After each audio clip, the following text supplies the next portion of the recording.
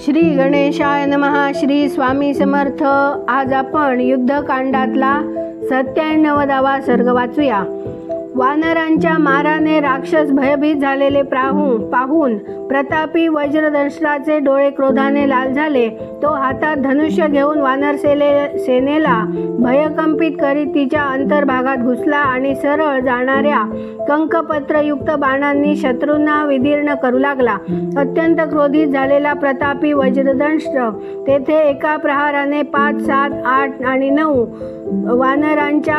वानरांना घायाळ करीत होता. अशा प्रकारे त्याने वानर सैनिकांना अत्यंतिक जखमी केले. बाणांनी ज्यांची शरीरे छिन्न भिन्न झाली होती ते समस्त वानरगण भयभीत होऊन ज्याप्रमाणे प्रजेने प्रजापतीला शरण जावे तसे अंगदाकडे धावले. त्यावेळी वानरांना पळताना पाहून वालीकुमार अंगदाने आपल्याकडे पाहणाऱ्या वज्रदंष्ट्राकडे क्रोधपूर्वक पाहिले. मग वज्रदंष्ट्र आणि अंगद अत्यंत कुपित होऊन एकमेकांशी वेगपूर्वक युद्ध करू लागले. ते दोघे रणभूमीवर वाघ आणि मत्त हत्तीप्रमाणे संचार करीत होते. त्यावेळी वज्रदंष्ट्राने महाबली वाली पुत्र अंगदाच्या मर्मस्थानावर अग्निशिखेसारखे तेजस्वी 1,00,000 बाण मारले. त्यामुळे त्याचे सारे अंग रक्तबंबाळ झाले. तेव्हा भयानक पराक्रमी महाबली वालीकुमाराने वज्रदंष्ट्रावर एक वृक्ष फेकला. तो वृक्ष आपल्याकडे येताना पाहून वज्रदंष्ट्र डगमगला नाही. त्याने बाण मारून त्या वृक्षाचे कित्येक तुकडे केले. अशा प्रकारे खंडित होऊन तो वृक्ष पृथ्वीवर कोसळला. वज्रदंष्ट्राचा तो पराक्रम पाहून वानर शिरोमणी अंगदाने एक मोठा शैलखंड त्याच्या अंगावर फेकला आणि मोठ्या जोराने गर्जना केली. तो शैलखंड येताना पाहून तो पराक्रमी राक्षस किंचितही न घाबरता रथातून उतरला आणि केवळ गदा हातात घेऊन पृथ्वीवर उभा राहिला. अंगदाने फेकलेला तो शैलखंड त्या रथावर कोसळला आणि युद्धाच्या धुमश्चक्रीत त्याने रथनाड आणि घोड्यांसह तो रथ तत्काळ चक्काचूर करून टाकला. त्यानंतर वानरवीर अंगदाने वृक्षांनी अलंकृत असलेले दुसरे विशाल शिखर उचलून हातावर तोलले आणि ते वज्रदंष्ट्राच्या मस्तकावर मारले. वज्रदंष्ट्र त्या माऱ्याने मूर्छित झाला आणि रक्त ओकू लागला. तो गदा हृदयाशी धरून 2 घटकापर्यंत अचेत अवस्थेत पडून राहिला. त्यावेळी त्याचा केवळ श्वासच चालू होता. शुद्धीवर आल्यावर त्या निशाचराने अत्यंत कुपित होऊन समोर उभ्या असलेल्या वालीपुत्राच्या छातीवर गदेने प्रहार केला. मग गदा देखील फेकून देऊन तो मुष्टियुद्ध करू लागला. ते वानर आणि राक्षस दोन्ही वीर एकमेकांना बुक्यांनी मारू लागले. दोघेही मोठे पराक्रमी होते आणि परस्परांशी झुंजणाऱ्या मंगळ आणि बुध ग्रहांप्रमाणे भासत होते. एकमेकांच्या प्रहारांनी व्याकुळ होऊन ते दोघेही थकून गेले आणि मुखातून रक्त ओकू लागले.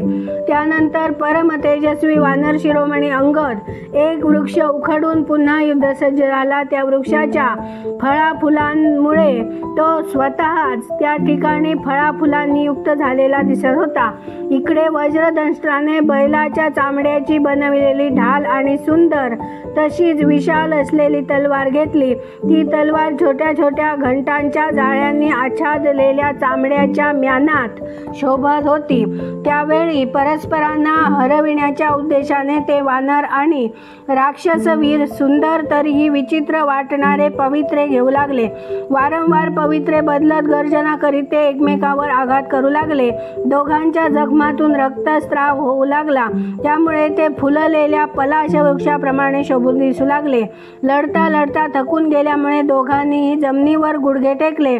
परंतु निमिषार्धात कपिश्रेष्ठ अंगद उठून उभा राहिला. त्याचे डोळे रोषाने उद्दीपित होत होते आणि तो काठीचा फटका खाल्लेल्या सापासारखा संतप्त झालेला होता. महाबली वालीकुमार आपल्या निर्मळ आणि तीक्ष्ण धारेच्या तलवारीने वज्रदंष्ट्राचे विशाल मस्तक छाटून टाकले. रक्ताने माखलेल्या शरीराच्या त्या राक्षसाचे ते खड्गाने कापले गेलेले सुंदर मस्तक जमिनीवर पडून त्याचे 2 तुकडे झाले. तेव्हा त्याचे डोळे उलटे झाले होते. वज्रदंष्ट्र मारला गेलेला पाहून राक्षस भयाने मोहित झाल्यासारखे झाले. ते वानरांचा मार खाऊ लागले. भयभीत होऊन लंकेत पळून गेले. त्यांच्या तोंडावर विषण्णता पसरली होती. ते खूप दुःखी झाले होते आणि लाजेने त्यांची तोंडे काहीशी खाली घातली होती. वज्रधारी इंद्राप्रमाणे प्रतापी महाबली वाली हरिकुमार अंगद त्या निशाचराला वज्रदंष्ट्राला मारून वानर सेनेद्वारे सन्मानित झाला तेव्हा त्याला देवांनी घेरलेल्या सहस्त्र नेत्रधारी इंद्रासारखा हर्ष प्राप्त झाला. वालीपुत्र अंगदाच्या हातून वज्रदंष्ट्र मारला गेल्याची वार्ता ऐकून रावणाने प्रहस्ताकडे पाहिले आणि हात जोडून आपल्या जवळ उभ्या असलेल्या प्रहस्ताला तो म्हणाला, सेनापती, वज्रदंष्ट्र मारला गेला. आता अकंपनाच्या नेतृत्वाखाली भयंकर पराक्रमी असलेले दुर्धर्ष राक्षस त्वरेनं इथून युद्धभूमीवर पाठवा.